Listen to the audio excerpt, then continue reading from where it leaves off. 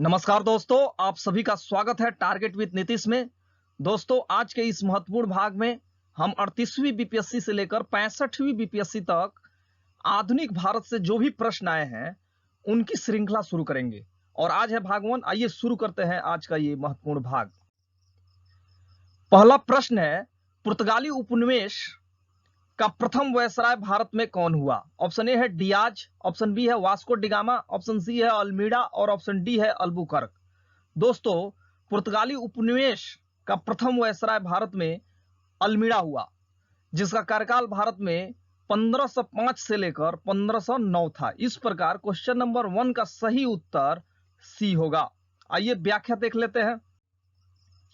भारत में प्रथम पुर्तगाली वायसराय के रूप में फ्रांसिस्को डी अल्मीडा 1505 से 1509 का आगमन हुआ। वह 1505 ईस्वी में भारत पहुंचा। 1509 ईस्वी में अल्मीडा ने टर्की, गुजरात तथा मिस्र की संयुक्त सेना को पराजित कर द्वीप पर अधिकार कर लिया।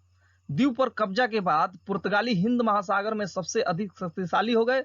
उसने अंज द्वीप में किला बनवाया और पुर्तगालियों के हित में कोचिन की राजगद्दी के उत्तराधिकार की समस्या का समाधान किया। दोस्तों, जो फ्रांसिस्को डी अल्मीडा था, इसने हिंद महासागर में ब्लू वाटर पॉलिसी अपनाई थी, शांत जल की नीति भी जिसे कहा जाता है।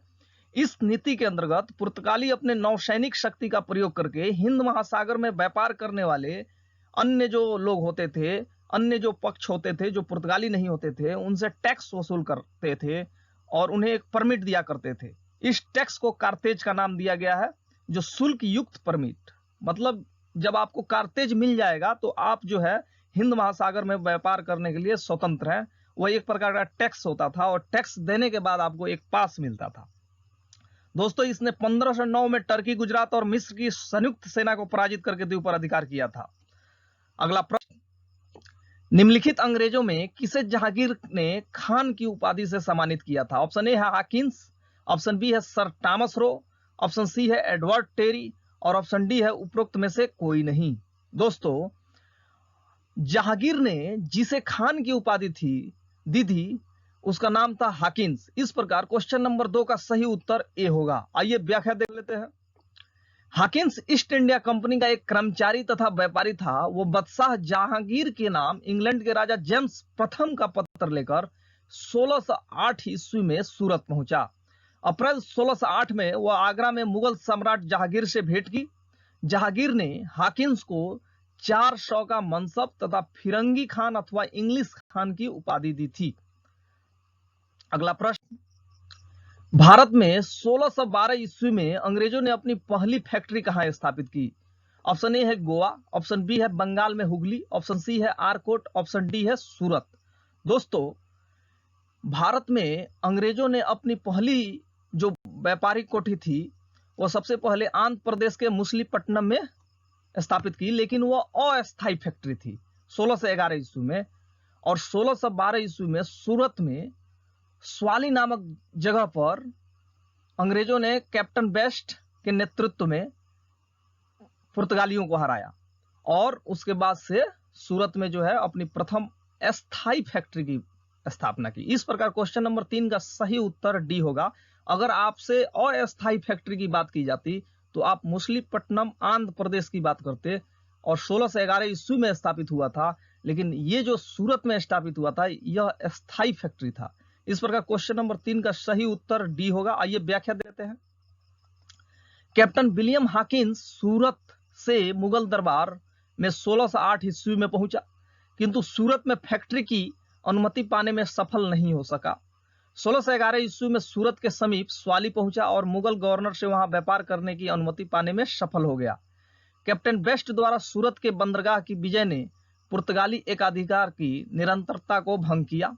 इसके बाद जहांगीर के शाही फरमान से अंग्रेजों ने सूरत में अस्थायी रूप से एक फैक्ट्री की स्थापित की। यहां से अंग्रेजों ने अपने व्यापार को देश के दूसरे भागों में फैलाया तथा शीघ्र ही अहमदाबाद, बुरहानपुर, अजमेर तथा आगरा में सहयोगी फैक्ट्रियां स्थापित की गई।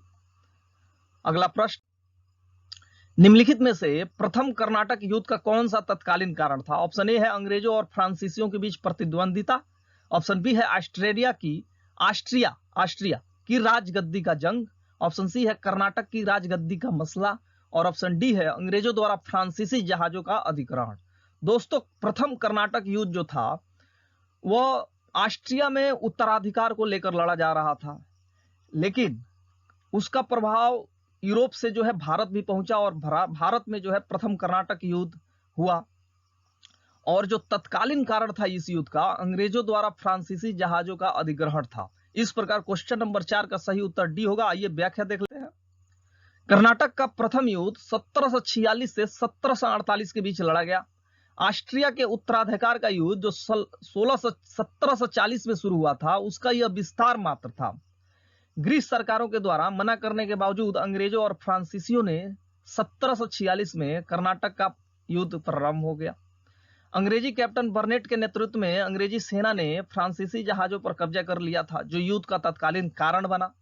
एला सापल की संधि 1748 के द्वारा ऑस्ट्रिया के उत्तराधिकार का युद्ध समाप्त हो गया। इस संधि के होते ही कर्नाटक का प्रथम युद्ध भी समाप्त हो गया।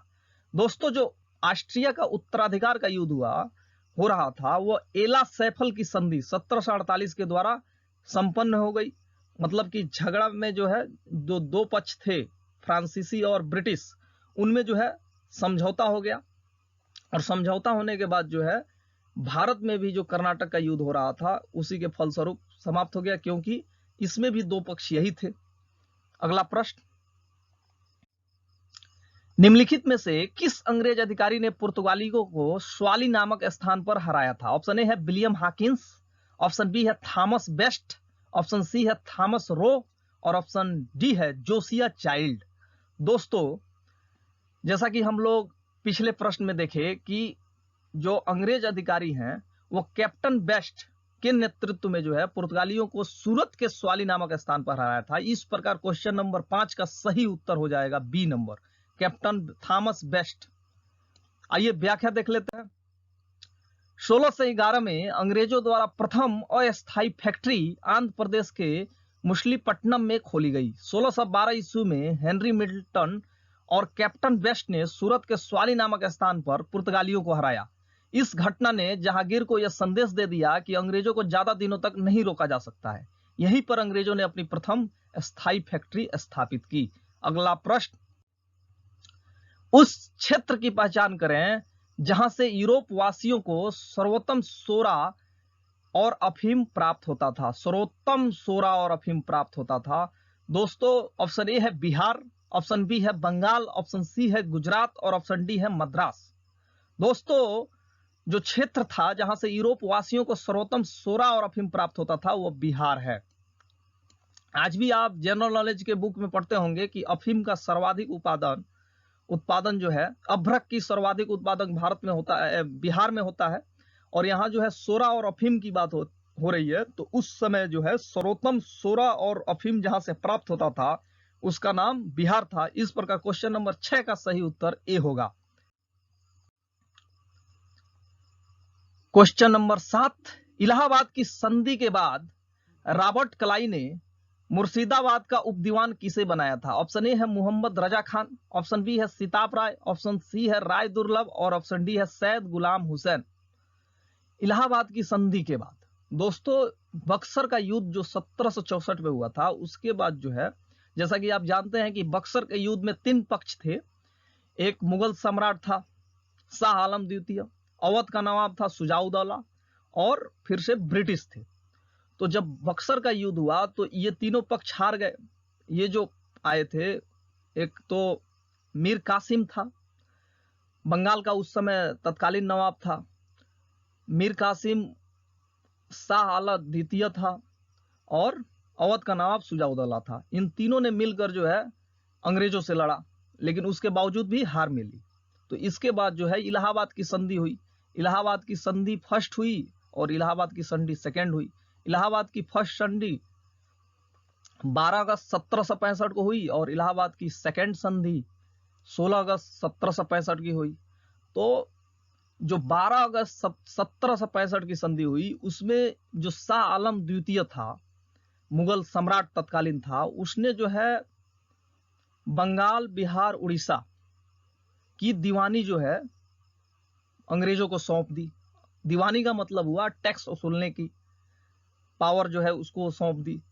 तो उसके बाद अंग्रेजों के पास तो उतना इंफ्रास्ट्रक्चर नहीं था कि वो टैक्स वसूल सके, उस प्रकार के अधिकारी नियुक्त कर सके। तो इसलिए जो है उन्होंने मुर्शिदाबाद का उप दीवान बनाया, जिसका काम था टैक्स वसूलना। उन्होंने डायरेक्ट जो है टैक्स न वसूल कर भारतीयों को जो है नियुक्त किया इस पद पे, ताकि वो टैक्स वसूले और उसका कामकाज देखे। तो मुर्शिदाबाद का उप दीवान उसने मोहम्मद रजा खान को बनाया था। इस प्रकार क्वेश्चन नंबर 7 का सही उत्तर ए होगा। आइए व्याख्या देख लेते हैं। बक्सर के युद्ध के बाद इलाहाबाद नामक स्थान पर 2 संधियां ईस्ट इंडिया कंपनी के बंगाली गवर्नर रॉबर्ट क्लाई, मुगल सम्राट शाह आलम द्वितीय और अवध के नवाब सुजाउद्दौला के बीच हुई थी। इन दोनों संधियों को क्रमशः इलाहाबाद की प्रथम संधि जो 12 अगस्त 1765 को हुई और इलाहाबाद की दूसरी संधि जो 16 अगस्त 1765 को हुई थी। मुगल सम्राट शाह आलम ने 12 अगस्त 1765 को एक शाही फरमान द्वारा कंपनी को बंगाल, बिहार, उड़ीसा की दीवानी अस्थायी रूप से दे दी, यानी कि टैक्स वसूल करने की शक्ति। इस समय कंपनी सीधे कर संग्रहण करने का भार अपने हाथ में नहीं लेना चाहती थी, क्योंकि उसके पास अभी ऐसी क्षमता नहीं थी, इतने उसके पास कर्मचारी नहीं थे, कर्मचारियों को जो है सैलरी देने की उतनी क्षमता उनकी बनी नहीं हुई थी। और वो ये भी चाहते थे कि खर्चा कम लगे टैक्स वसूल करने में, चाहे इस तरह के इंफ्रास्ट्रक्चर डेवलप करने में।